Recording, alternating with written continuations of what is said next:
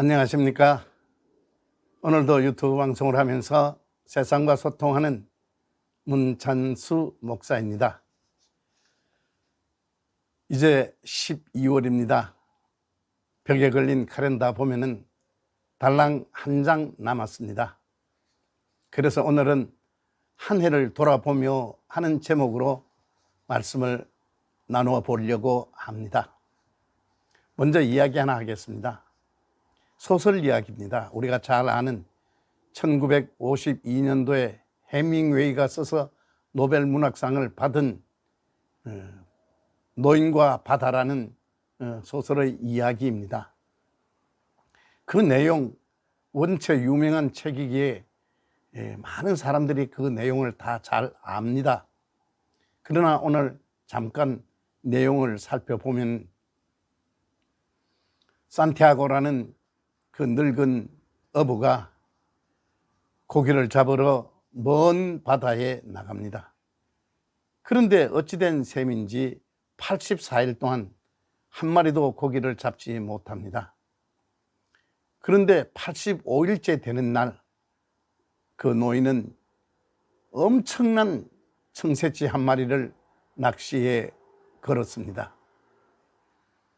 그리고는 그 잡은 청새치를 놓치지 않으려고 노인은 사투를 벌립니다. 5m가 넘는 그 큰 청새치는 노인이 타고 있는 작은 그 배를 끌고 3일 동안이나 바다를 끌고 다닙니다. 누구가 누구를 잡았는지 정말로 헷갈릴 만큼 그러한 풍경이 벌어졌습니다마는, 그러나 노인은 결코 놓지 아니하고 결국은 청새치를 배에 메어 답니다. 혼자의 힘으로는 배에 실을 수 없는 크기의 고기이기에 노인은 하는 수 없이 배에 청새치를 달고 집으로 돌아옵니다. 몹시 기뻤습니다. 모두에게 자랑하고 싶었습니다. 그런데 웬일입니까? 그러한 기쁨도 잠시이고 곧바로 피냄새를 맡고 달려드는 상어떼를 쫓기 위해서 그 노인은 정말로 또 온갖 사투를 벌립니다. 작살과 몽둥이와 심지어는 배를 젓는 노를 가지고 그 상어떼를 쫓아내기 위해서 휘두르고 노인은 기진맥진해서 겨우 항구로 돌아옵니다. 항구로 돌아온 그 노인에게 남겨진 것은 상어에게 다 살점은 뜯어먹히고 대가리와 뼈만 남아있는 청새치의 볼품없는 모습이 노인에게 남겨졌습니다. 그것이 그 소설의 전체적인 줄거리 스토리입니다. 해밍웨이가 그 소설을 통하여 독자들에게 무엇을 알리려 했을까 하는 것이, 그러한 일들에 대하여 많은 사람들이 독후감을 쓴 것을 보았습니다. 어떤 사람들은 그 산티아고라는 노인의 끈질긴, 그리고 절대로 놓치지 아니하려고 하는 그러한 악착 같은 그러한 심성에 탄복을 했다, 그런 내용도 있었고, 저는 그들과는 조금 다른 생각을 했습니다. 그 노인과 바다라는 그것이 이 인생이라는 바다에 던져진 내가 꼭 그 산티아고라는 노인이 바로 나를 말하는 것 같다. 일생을 죽기 살기로 노력했지만은 결국 늙고 병든 인생에게 남은 것이라고는 아무것도 없는 것 아니냐, 우리가 인생을 이렇게 살아서 되겠느냐 하는 것을 생각해 보았습니다. 지금 제가 그 해밍웨이의 노인과 바다라는 그 소설의 독후감을 여기에서 말하려 하는 것이 아닙니다. 우리는 한 해를 돌아보면서 정말로 나는 지난 한 해를 후회 없이 살았는지 아닌지를 한번 살펴보고 싶은 겁니다.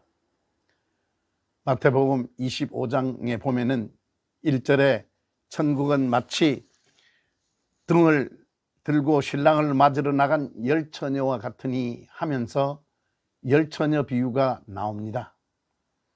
그 열처녀 비유 중에서 비유 내용을 보면은 우리가 아는 대로 5천 데려감을 당하고 5천 남습니다. 어떤 사람이 신랑을 맞이하는 그 천국 잔치에 참여하는 사람인지를 교훈하는 내용이지요. 그 열처녀 비유가 끝나고 난 뒤에 곧바로 마태복음 25장 14절에 우리가 잘 아는 달란트 비유가 나옵니다. 그 달란트 비유에서 주인이 먼 곳으로 여행을 떠나면서 종들에게 5달란트, 2달란트, 그리고 1달란트 이렇게 나누어주고 먼 길을 떠납니다. 그러고 난 뒤에 25장 19절에 보면은 오랜 후에 그 종들의 주인이 돌아와서 그들과 결산할세 하는 말씀이 있습니다. 주인은 결산하신답니다. 그 주인은 우리 주님을 말씀하시지요. 우리의 인생의 주인이 우리에게 각각 이런저런 환경과 재능들을 주셨습니다. 주님이 주신, 하나님이 우리에게 주신 그 재능과 환경을 가지고 나는 한 해 동안 어떻게 살았는가, 좀 더 크게 말하면은 내 일생을 어떻게 살았는가, 때가 되면 주인은 결산하러 오신다 하는 사실을 우리는 이해해야 합니다. 그 말씀에서 보면은 5달란트 가졌던 자는 5달란트 남겼고 2달란트 받았던 자도 2달란트를 남겼습니다. 그 두 사람에게 주인은 착하고 충성된 종이라고 칭찬하고 있는 것을 보게 됩니다. 그러면서 주인의 즐거움에 참여하라는 그러한 기쁜 이야기를 해줍니다. 그러나 반대로 1달란트 받았던 사람, 1달란트를 없앴는 것도 아니고 1달란트 그대로 가지고 있었습니다. 그에게는 주인이 돌아와서 하는 평가는 게으르고 악한 종이라는 평가를 합니다. 게으르고 악한 종. 그래서 착하고 충성된 종이라고 평가를 받았던 앞에 두 사람은 주인의 즐거움에 참여할지어다 하는 말씀을 합니다. 주인의 즐거움에 참여할지어다, 무슨 말씀인지 우리는 잘 압니다. 반대로 이 무익한 종을 바깥 어두운 데 내어 쫓으라, 거기서 슬피 울며 이를 갈리라, 게으르고 악하다라는 평가를 받은 종에게 내려진 주님의 결산서입니다. 우리 오늘 밤에라도 우리 인생의 주인이신 그분이 오셔서 우리와 결산하자고 했을 때 나는 어떤 결산서를 주인 앞에 내어놓을 수 있을지 우리 스스로를 한번 돌아봐야겠습니다. 그래서 착하고 충성된 종이라고, 그래서 주인의 즐거움에 참여하는 자리에 앉으라고 했을 때 얼마나 기쁘겠습니까마는, 그러나 반대로 게으르고 악한 종이라는 평가는 우리가 받지 않을까, 우리 스스로를 한 해를 돌아봐야겠습니다. 이렇게 2020년 한 해는 이제는 다시 돌이킬 수 없이 지나갑니다. 부족했다 생각하고